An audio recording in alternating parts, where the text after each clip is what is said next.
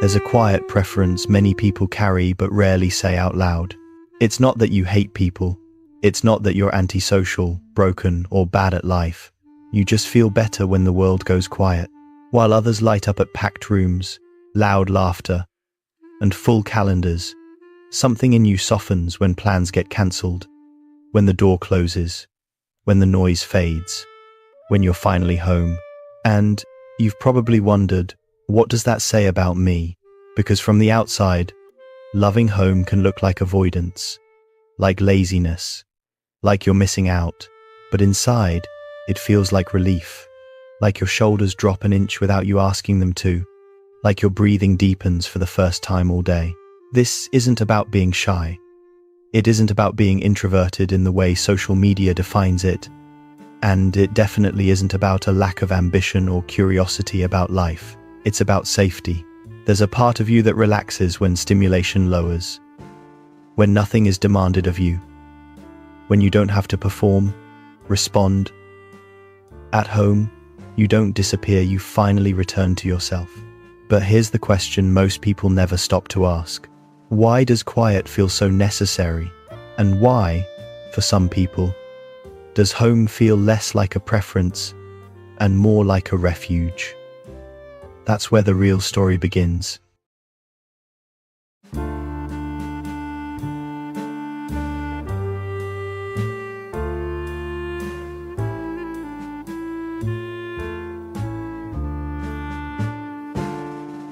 For many people, loving home isn't a personality trait.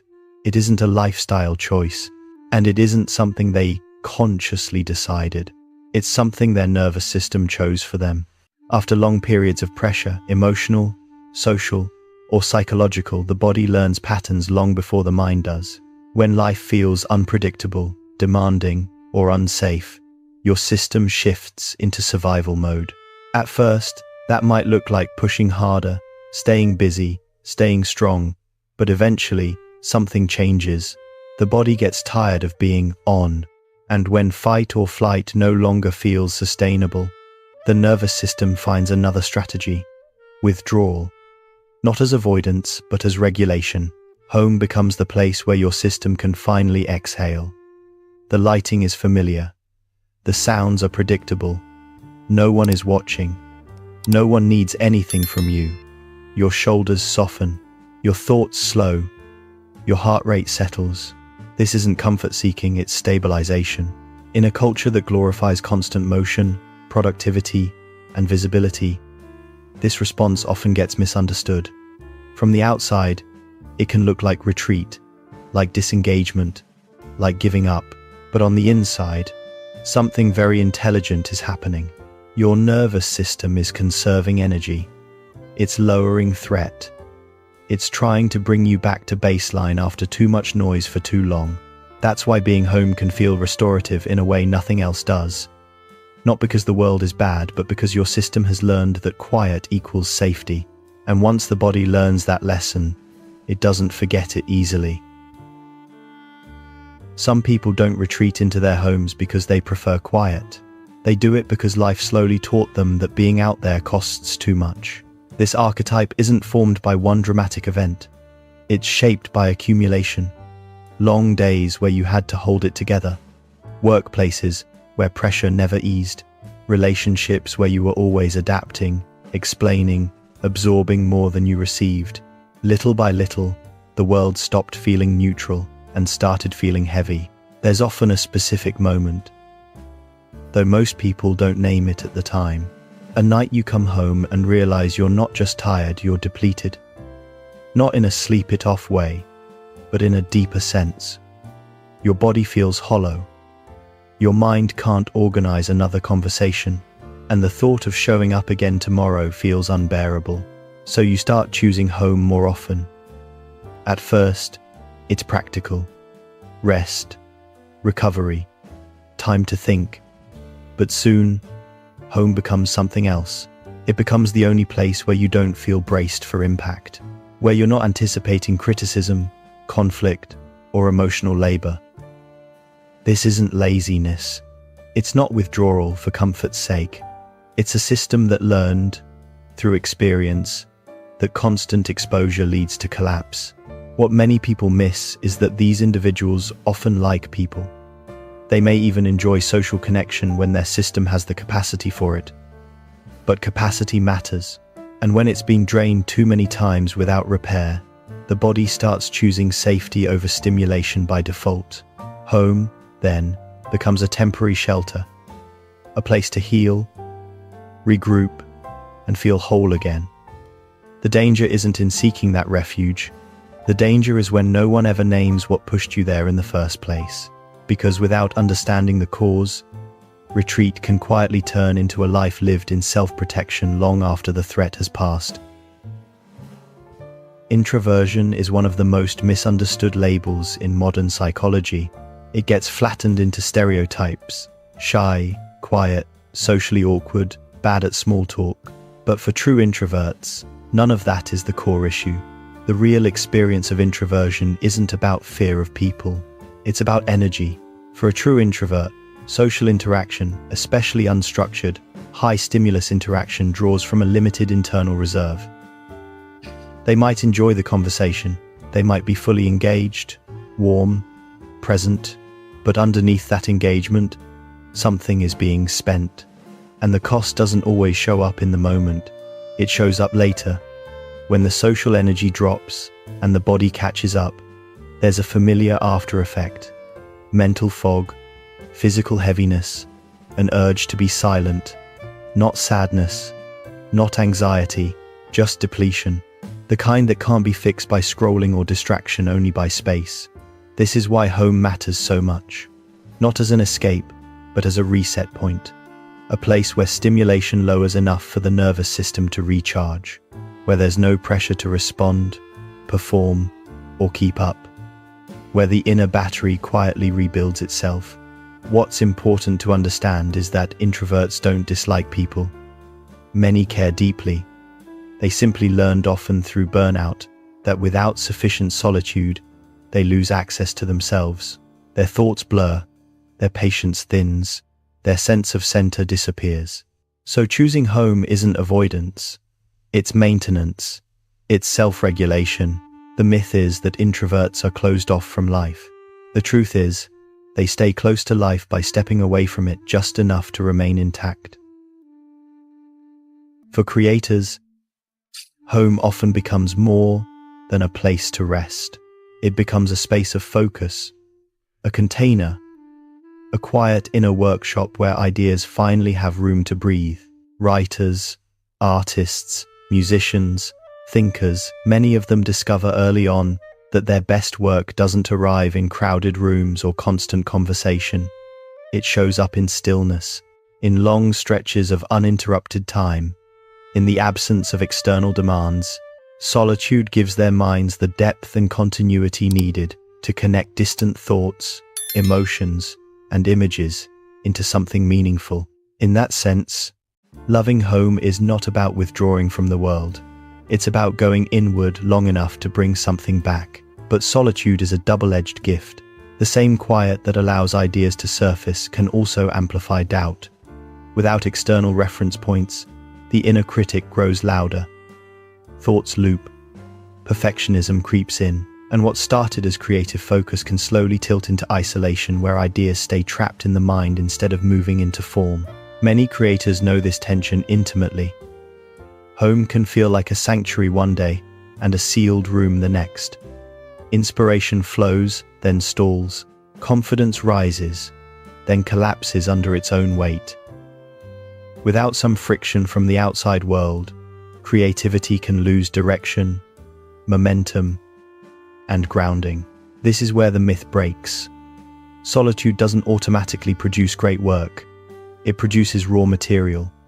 Depth without movement can turn heavy. Insight without expression can turn inward and sour. Healthy, creative solitude has a rhythm. Inward to gather, outward to test, share, and shape. Home provides the depth, but the world provides the feedback that keeps creation alive. For creators, learning this balance isn't about forcing social energy. It's about recognizing that solitude is a powerful tool, but only when it remains a doorway, not a destination. For some people, the reason they prefer staying home has very little to do with social connection and everything to do with sensation. They don't dislike people. They aren't afraid of interaction. What drains them is the environment itself, the volume, the lights, the constant movement, the feeling of being surrounded by too much input at once. Crowded spaces aren't just busy to them, they're overwhelming. Conversations overlap, music blares, phones buzz, visuals compete for attention. Their nervous system doesn't filter this stimulation easily, so everything arrives at full intensity. Nothing fades into the background. This is sensory overload, and when it happens, the body responds the same way it would to any other form of stress. Muscles tense, breathing shortens, irritation rises. Fatigue sets in quickly, not because something is wrong, but because the system is working overtime just to stay regulated. Home, in contrast, offers control, predictable sounds, softer lighting, familiar textures, the ability to lower stimulation instead of constantly adapting to it. In that environment, the nervous system doesn't have to fight for balance. It can simply settle. This is why it's important to separate social preference from sensory tolerance. A person can enjoy meaningful conversation and still avoid noisy restaurants. They can care deeply about connection and still need quiet to feel okay. When this distinction isn't understood, people often shame themselves. They assume they're too sensitive or difficult.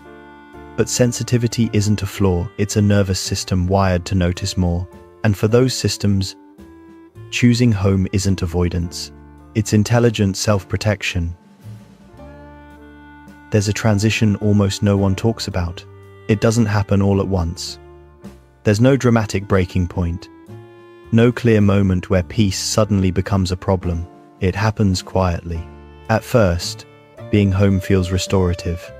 You cancel plans and feel relief. Your body softens. Your mind clears. Silence does what it's always done, it heals. But over time, something subtle shifts. You stop looking forward to going out not because you're tired, but because the idea no longer sparks anything. Invitations feel heavy before they even arrive.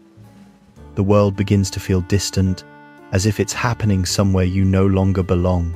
This is the moment when rest turns into retreat. The comfort that once gave you space to recover slowly starts narrowing your range of motion. You're safe but contained, quiet but disconnected. Not unhappy, exactly, but strangely unmotivated.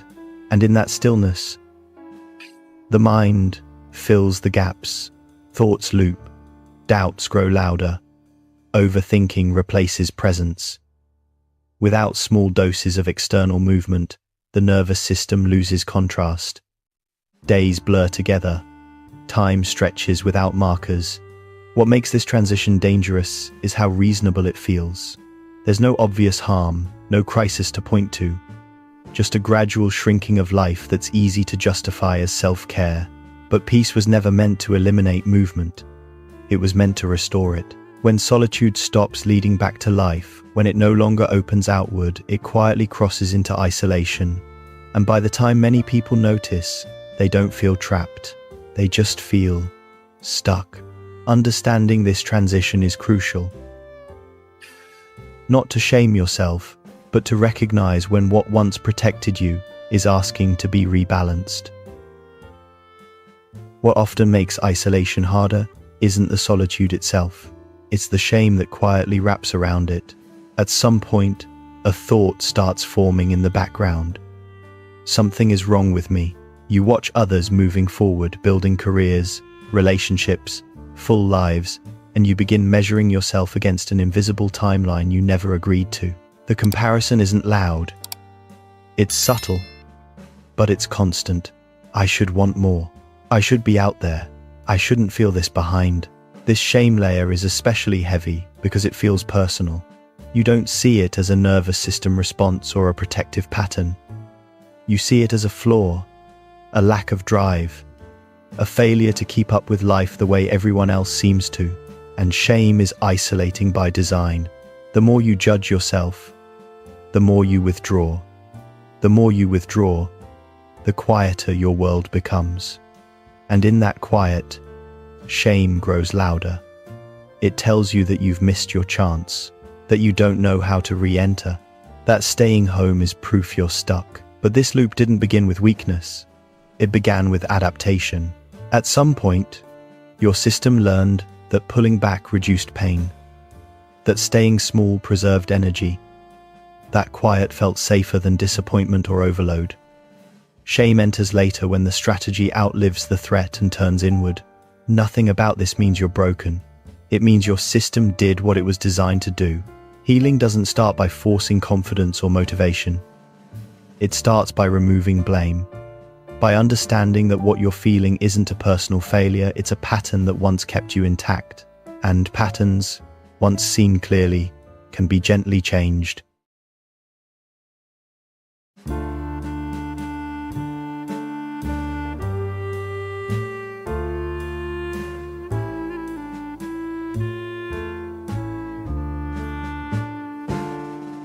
When people finally realize they've been isolating, the advice they hear is almost always the same. Get out more. Be social. Push yourself. But that approach misses the point and often makes things worse. The answer isn't to swing to the opposite extreme. Balance doesn't mean forcing yourself into overstimulation or pretending to be someone you're not. It means learning how to move between solitude and connection without abandoning your nervous system in the process. Healthy balance is small and intentional. It's choosing environments that feel safe enough, not overwhelming. A quiet walk instead of a crowded event. One honest conversation instead of 10 shallow ones. Sunlight, movement, and presence without pressure. For many people, the goal isn't being social. It's reintroducing gentle contact with life. Letting the body remember that the outside world doesn't always demand more than it gives, that not every interaction requires performance or endurance. Home remains important in this balance. It's where you rest, reflect, and reset, but it stops being the only place you feel okay. It becomes a base, not a boundary. What most people get wrong is thinking growth has to feel uncomfortable to be real. In truth, sustainable growth often feels subtle, almost boring. It happens through consistency, not intensity. You don't need to rebuild your life overnight. You just need enough movement to keep it from shrinking. Enough connection to remind your system that safety can exist beyond your four walls. Balance isn't about changing who you are. It's about giving who you are more room to live. Here's the permission most people never receive. You don't have to choose between solitude and life. You don't have to abandon your love for quiet in order to move forward. And you don't have to become louder, busier, or more visible to be whole. Solitude was never the problem. It gave you depth. It helped you listen to yourself. It protected you when things felt like too much. That mattered. But solitude was never meant to be the only place you lived. You're allowed to rest and re-enter. To have a home that grounds you and a world that slowly opens again. Not all at once, not dramatically, just enough to remind your nervous system that safety doesn't end at your front door. You can carry quiet with you, into conversations, into movement, into small moments of connection that don't cost more than they give. If this video put words to something you've been carrying silently, you're not alone. Many people live this pattern without ever naming it. This channel exists to explore those quiet inner shifts without judgment, without pressure. If you want to continue these conversations, consider subscribing to the channel. And if any part of this resonated, leave a comment and share which part of the quiet you recognized in yourself. I'll be there reading.